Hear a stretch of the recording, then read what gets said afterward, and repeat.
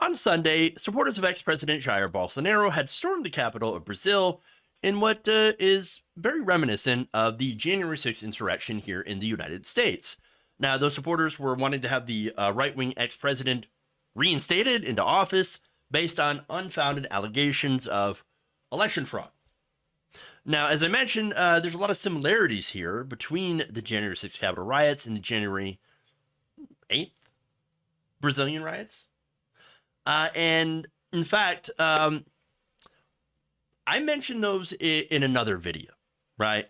So that said, there are a lot of different players here that were involved in the January 6th Capitol riots, which seem to also be having might have had a hand, maybe not directly, but indirectly with rhetoric, but also meeting with family members of Jair Bolsonaro.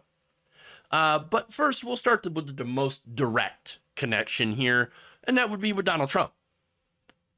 So now, Donald Trump, again, he had spread conspiracy theories about voter fraud, election fraud, as well as rioters being members of Deep State, Antifa, etc., right? And basically continued to refuse to acknowledge his loss. It's the same thing Bolsonaro had been doing as well. So now, what has Trump had to say about this? Apparently nothing. Oh, interesting. So wait, this thing happens, which is very, again, reminiscent of what happened as a result of Trump on January 6th, and he had nothing to say about it? Fascinating. In fact, what did he talk about? Well, in the hours after the attack, Donald Trump actually shared articles on True Social about the decline of ratings on a number of cable networks and programs, such as NBC's The Tonight Show. Huh. And then decided to dig up a 2016 article from a New York Times reporter named Paul Krugman, and then decided to go after Krugman for the article. Here's what he wrote. Remember when the lightweight and perennially wrong failing New York Times columnist Paul Krugman predicted that the stock markets and U.S. economy would crash while I was in office? Well, he was 100% wrong. Again. But it did later crash. So wait, he's wrong that it would crash, but then it crashed. As inflation lifted its ugly head, and after I was out, self-inflicted wounds all. If I sold the day I left, you would have made a fortune. Next time when I leave, sell, and don't listen to dopey Paul Krugman. Look, God, dopey. I know somebody here is dopey. But okay. So now Trump also praised Texas GOP Republican Congressman Pat Fallon for discussing and analyzing the many problems that our country now has on the southern border, after he appeared on Fox News Sunday to explain why he voted against the $1.7 trillion omnibus bill. So there's that. And now, while Trump was complaining about Paul Krugman, other Republicans kind of reacted with like, oh, wow, that happened in Brazil? Oh, that's not good. In fact, Florida Senator Rick Scott tweeted this: instability and violence anywhere are bad for national security, freedom, and democracy everywhere. I urge all who value democracy in Latin America to join together and call for peace and respect for law and order in Brazil. Funny enough, George Santos, if that's his real name, weighed in as well. You'll love this. The violence in Brazil is not the way to achieve anything. I vehemently condemn the acts of violence and vandalism displayed in Brasilia today. By who? By who, motherfucker? Who? George. You gonna call him out? No, of course not. Now, Bolsonaro, who recently left Brazil for Congress, for Florida, tweeted that protests are part of democracy, but said that the attacks on Congress and other buildings on Sunday by his supporters were outside the law. Now, I mentioned some Republicans spoke out, but then, of course, you had others that were absolutely in favor of what happened. So let me get to those responses. First, along with other prominent Trump advisors who spread fraud rumors, Steve Bannon was unrepentant on Sunday. Even as footage emerged of widespread destruction, saying, quote, "Lula stole the election. Brazilians know this." He wrote repeatedly on the social media site, "Get her. Get her." He also referred to them as freedom fighters. Ali Alexander, one of the leaders of the pro-Trump Stop the Steal movement, who again was also present during January 6th, encouraged the crowds, writing, "Do whatever is necessary," and claiming to have contacts inside the country. And then, of course, we get to Alex Jones, who weighed on this, but you're not going to be surprised that he thinks it's a conspiracy. Bolsonaro won in every state but the biggest city in Brazil the communists controlled. Polls showed he was 50-50 there, but he lost by almost 70%, just like they do in Maricopa County and other key areas like Atlanta and Georgia, where they steal their elections. And you have the State Department and the deep state down there admittedly manipulating things. You have big tech censoring Bolsonaro, which is another form of election meddling, and voter suppression, which we now know they did the last two elections here. So Bolsonaro won, we know that.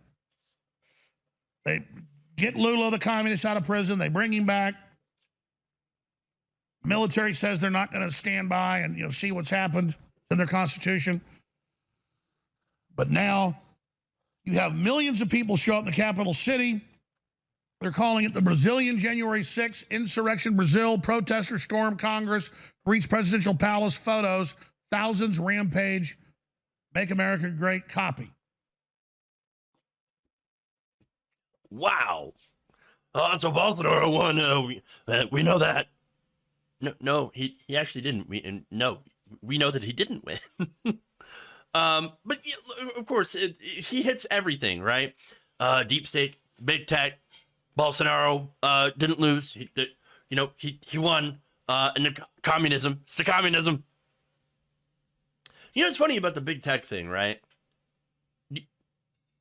You know who runs Twitter? Elon Musk. Elon Musk, interestingly enough, reinstated the accounts of many Brazilian election deniers after they had been banned for election denial. And by the way, he even suggested that some of Twitter's own employees in Brazil were strongly politically biased, but, did not give any details or evidence of that. And again, he runs the company. He runs Twitter.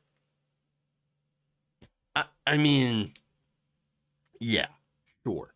Okay. But, okay, let's go to the CIA, right? CIA and State Department. No, it's not like they're not known for doing coups, right? It's kind of what they're famous for. But do you think that the CIA, who has crushed numerous leftist movements in the global South, would now be, in Jones's words, supporting a communist government?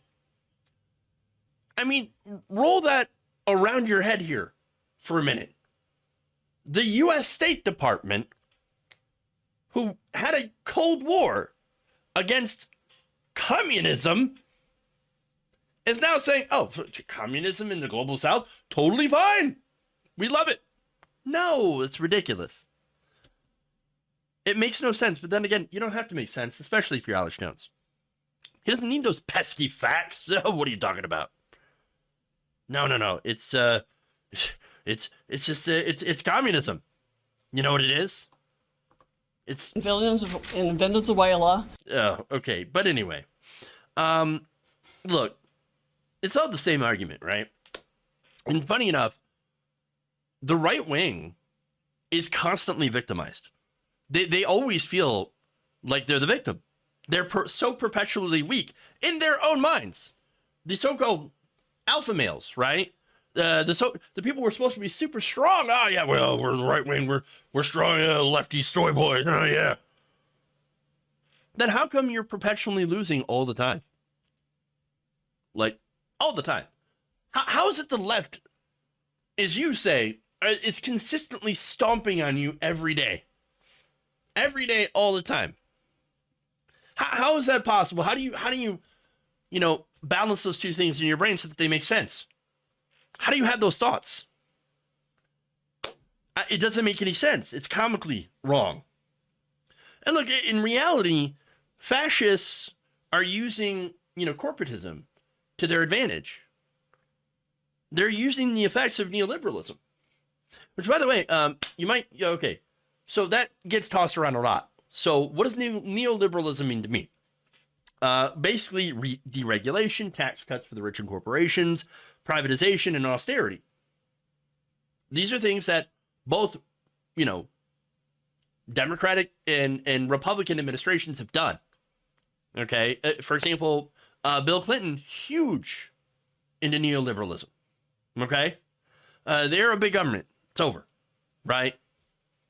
And so fascists will use that to their advantage as a recruiting tool, along with racism, sexism, xenophobia, misogyny.